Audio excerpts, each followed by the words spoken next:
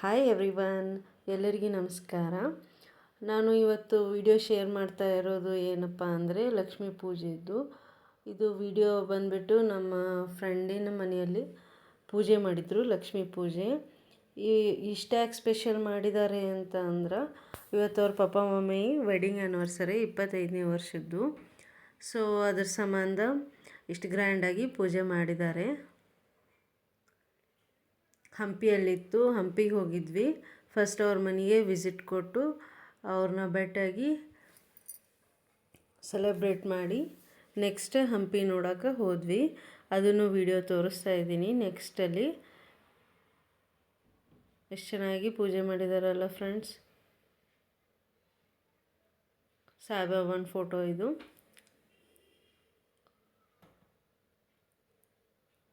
ನನಗಂತೂ ತುಂಬ ಇಷ್ಟ ಆಯಿತು.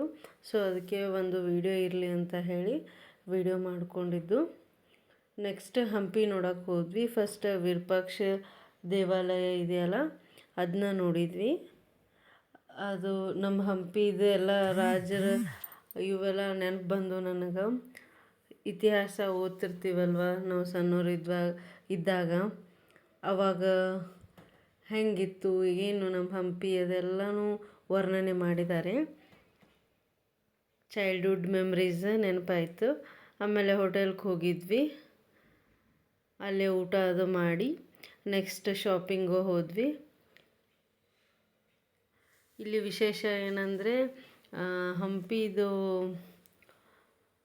ಉಗ್ರ ನರಸಿಂಹ, ಗಣಪತಿ ಆ್ಯಂಡ್ ವಿರೂಪಾಕ್ಷ ಟೆಂಪಲ್ ಚೆನ್ನಾಗಿತ್ತು. ಎಲ್ಲ ನೋಡಿದ್ವಿ. ಕಲ್ಲಿನ ರಥ ಇತ್ತು, ಕಲ್ಲಿನ ರಥ ನೋಡಿದ್ವಿ.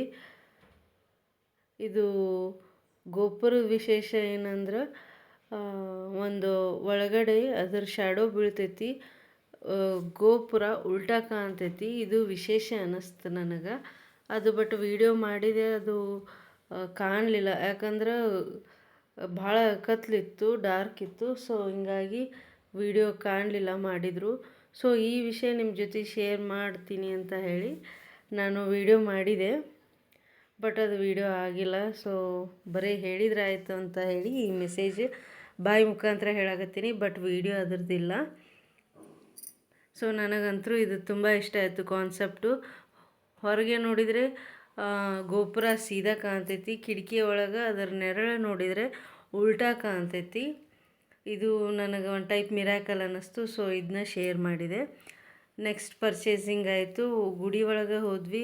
ಗಂಟಿ ನೋಡಿ ಅಂಥ ದೊಡ್ಡದವು, ತುಂಬ ಶಾಂತ ಇತ್ತು. ಭಾಳ ಖುಷಿ ಆಯಿತು ನಮ್ಮ ಹಂಪಿ ನೋಡಿ. ನಾವು ಕರ್ನಾಟಕ ಒಳಗೆ ಅದೀವಲ್ಲ, ಅದೇ ಖುಷಿ.